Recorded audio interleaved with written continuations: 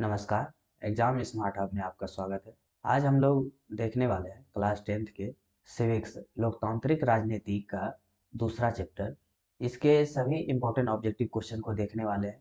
दूसरा चैप्टर है सत्ता में साझेदारी की कार्यप्रणाली। इसमें जितने भी ऑब्जेक्टिव क्वेश्चन लिए गए सभी बहुत बार एग्जाम में पूछे गए और आगे भी इसी तरह के क्वेश्चन पूछे जाएंगे। तो चलिए इस चैप्टर के सभी क्वेश्चन को देख लेते हैं। आगे बढ़ने से पहले अगर आप लोगों ने इस चैनल को सब्सक्राइब नहीं किया है तो चैनल को सब्सक्राइब कर दें और अपने दोस्तों के साथ भी शेयर करें। तो चलिए क्वेश्चन देख लेते हैं। तो दूसरा चैप्टर है सत्ता में साझेदारी की कार्यप्रणाली। आज हम इस चैप्टर के सभी इंपॉर्टेंट ऑब्जेक्टिव क्वेश्चन को देखने वाले हैं। तो पहला क्वेश्चन है, भारतीय संविधान की 8वीं अनुसूची में कितनी भाषाओं को स्थान दिया गया है? ऑप्शन है 21, 22, 18, 20। तो इसका सही आंसर हो जाएगा 22। भारतीय संविधान की 8वीं अनुसूची में 22 भाषाओं को स्थान दिया गया है। कितनी भाषाओं को? 22 भाषाओं को। अगला क्वेश्चन है, भारत में पहला नगर निगम कहाँ बना था? पटना में, मद्रास में, नागपुर में, मुंबई में।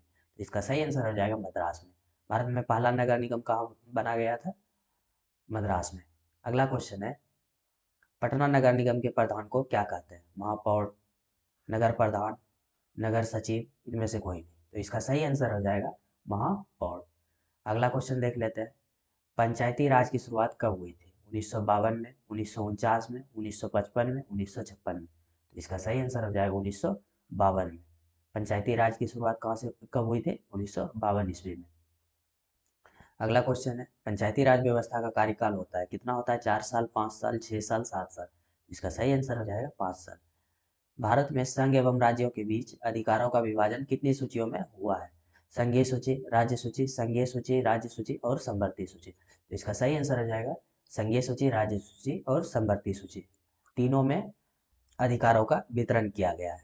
भारतीय संविधान में तीनों में अधिकारों का वितरण किया गया है, राज्य और संघ के बीच। अगला क्वेश्चन है, सत्ता में भागीदारी की आवश्यकता कहाँ पड़ती है? क्षेत्र, भाषा और जाति के आधार पर बने समाज में, क्षेत्रीय विभाजन वाले बड़े राज्य में, प्रत्येक लोकतांत्रिक राज्य में, उपयुक्त तीनों में। तो इसका सही आंसर हो जाएगा क्षेत्र, भाषा और जाति के आधार पर बने समाज में सत्ता में भागीदारी की आवश्यकता पड़ती है। अगला क्वेश्चन देख लेते हैं। अगला क्वेश्चन है, संघीय व्यवस्था में सरकार होती है, कैसी सरकार होती है? एक दलीय, द्विदलीय, बहुदलीय, इनमें से कोई नहीं। तो इसका सही आंसर हो जाएगा बहुदलीय।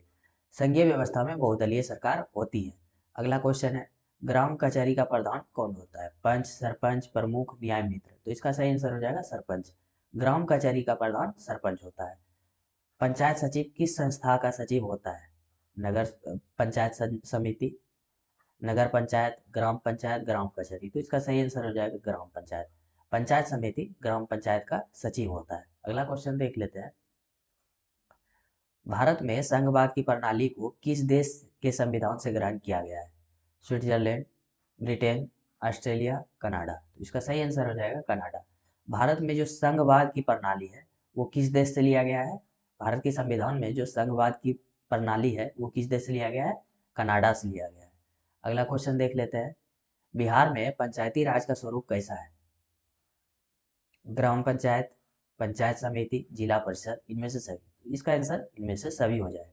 ये तीनों बिहार में ग्राम पंचायत पंचायत राज्य का स्वरूप है।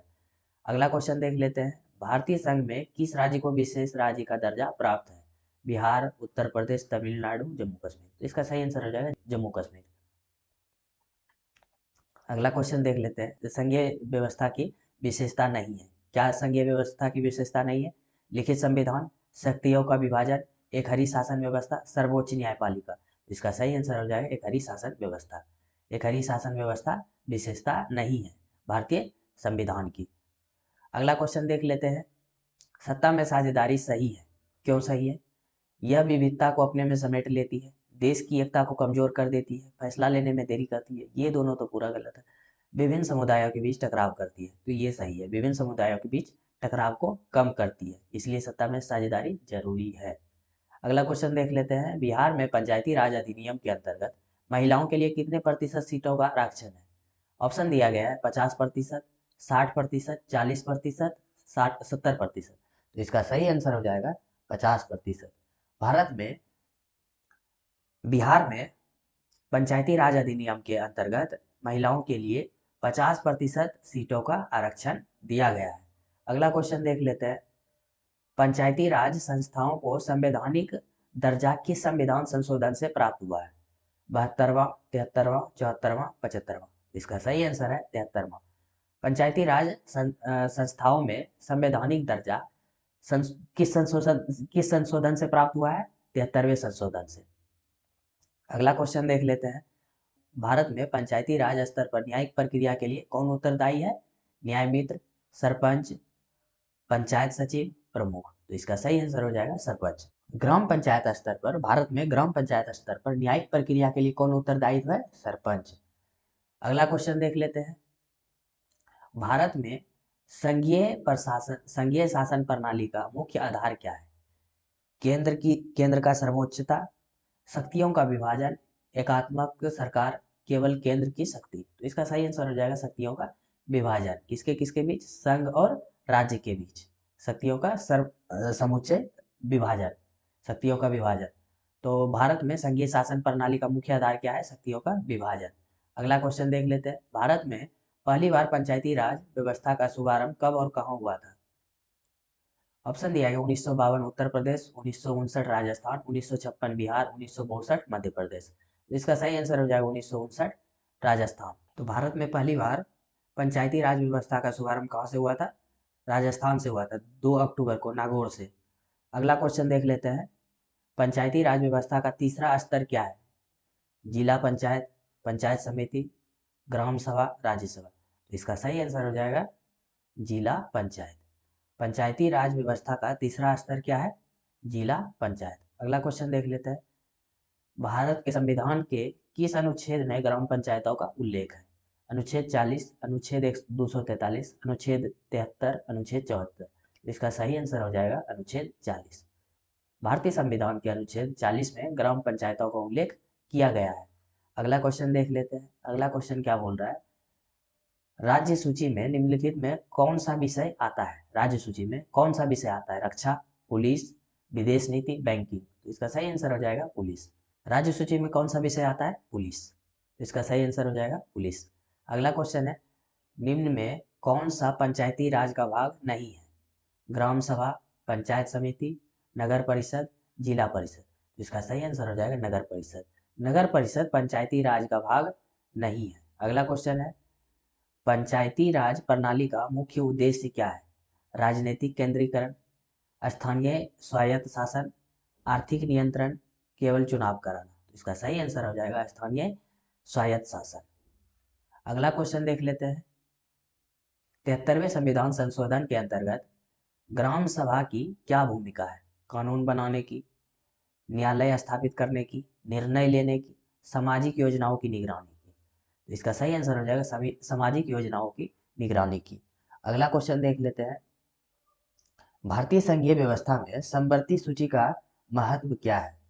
केवल केंद्र द्वारा नियंत्रण, केवल राज्यों द्वारा नियंत्रण, केंद्र और राज्यों का साझा नियंत्रण, किसी का नियंत्रण नहीं? तो इसका सही आंसर हो जाएगा केंद्र और राज्यों का साझा नियंत्रण।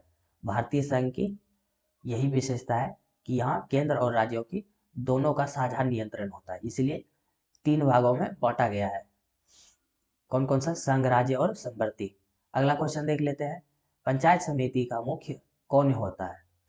पंचायत समिति का मुख्य कौन होता है? पंचायत सरपंच, प्रधान, प्रमुख, ब्लॉक प्रमुख? तो इसका सही आंसर हो जाएगा ब्लॉक प्रमुख। अगला क्वेश्चन देख लेते हैं। भारत में नगर निगम का चुनाव कितने समय के अंतराल पर होता है? हर 3 वर्ष, हर 5 वर्ष, हर 6 वर्ष, हर 10 वर्ष? तो इसका सही आंसर है हर 5 वर्ष। नगर निगम का चुनाव कितने वर्ष में होता है? 5 वर्ष के अंतराल पर। अगला क्वेश्चन है, संविधान के किस अनुच्छेद में नगर पंचायतों का उल्लेख किया गया है? ऑप्शन है अनुच्छेद 243W, अनुच्छेद 243P, अनुच्छेद 243Q, अनुच्छेद 243Z? इसका सही आंसर हो जाएगा अनुच्छेद 243Q। अगला क्वेश्चन देख लेते हैं। अगला क्वेश्चन है, जिला परिषद का अध्यक्ष कौन होता है?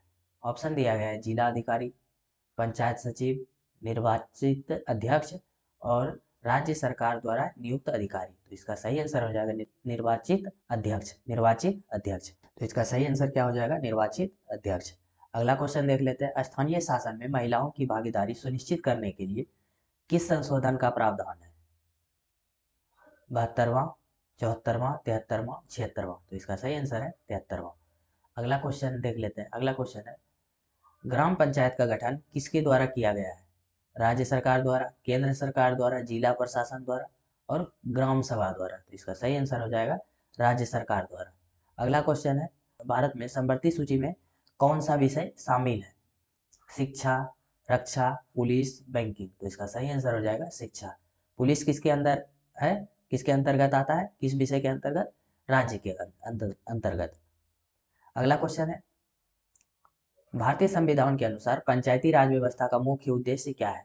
ग्रामीण क्षेत्रों का विकास, नगरीय क्षेत्रों का विकास, राजनीतिक स्थिरता, राष्ट्रीय एकता। तो इसका सही आंसर हो जाएगा ग्रामीण क्षेत्रों का विकास। अगला क्वेश्चन देख लेते हैं, राज्यपाल पंचायती राज चुनाव में क्या भूमिका निभाता है? ऑप्शन दिया गया है, चुनाव का आयोजन, चुनाव आयोग का गठन, पंचायती राज के नियमों की निगरानी, इनमें से कोई नहीं। तो इसका सही आंसर हो जाएगा चुनाव आयोग का गठन। अगला क्वेश्चन है, भारतीय संघीय व्यवस्था में केंद्र और राज्यों के बीच विवाद का निपटारा कौन करता है? ऑप्शन दिया गया, राष्ट्रपति, सर्वोच्च न्यायालय, संसद, राज्यपाल। तो इसका सही आंसर हो जाएगा सर्वोच्च न्यायालय। भारतीय संघ व्यवस्था में केंद्र और राज्यों के बीच के विवाद का निपटारा कौन करता है? सर्वोच्च न्यायालय। अगला क्वेश्चन देख लेते हैं, नगर पंचायत का गठन किस उद्देश्य से किया गया है? बड़े नगरों के विकास के लिए, अर्ध सरकारी क्षेत्रों के लिए, ग्रामीण क्षेत्रों के लिए, नगर निगम के क्षेत्र के लिए।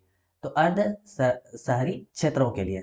अगला क्वेश्चन देख लेते हैं, पंचायती राज में वित्त आयोग का मुख्य कार्य क्या है? पंचायती राज्यों को आर्थिक सहायता प्रदान करना, पंचायतों की वित्तीय स्थिति का मूल्यांकन, पंचायती चुनाव करवाना, विकास योजनाएं बनाना। इसका सही आंसर हो जाएगा पंचायतों की वित्तीय स्थिति का मूल्यांकन करना। पंचायती राज में वित्त आयोग का क्या क्या काम है? पंचायतों की वित्तीय स्थिति का मूल्यांकन करना। अगला क्वेश्चन है, भारतीय संविधान के किस अनुच्छेद में पंचायती राज संस्थाओं को राज्यों को दिशा निर्देश प्रदान किया गया है?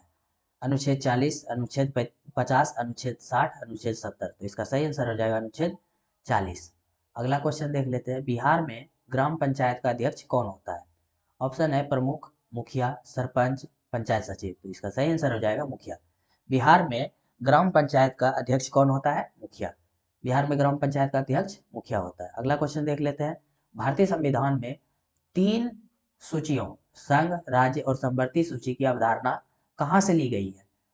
ऑप्शन है ब्रिटेन, कनाडा, ऑस्ट्रेलिया, अमेरिका। तो इसका सही आंसर हो जाएगा ऑस्ट्रेलिया। भारत में जो संविधान की 3 सूचियों का प्रावधान है वो कहाँ से लिया गया है? ऑस्ट्रेलिया से। कौन कौन से हैं? संघ, राज्य और समवर्ती। अगला क्वेश्चन देख लेते हैं, पंचायती राज संस्थाओं को लागू करने में सबसे बड़ी चुनौती क्या है?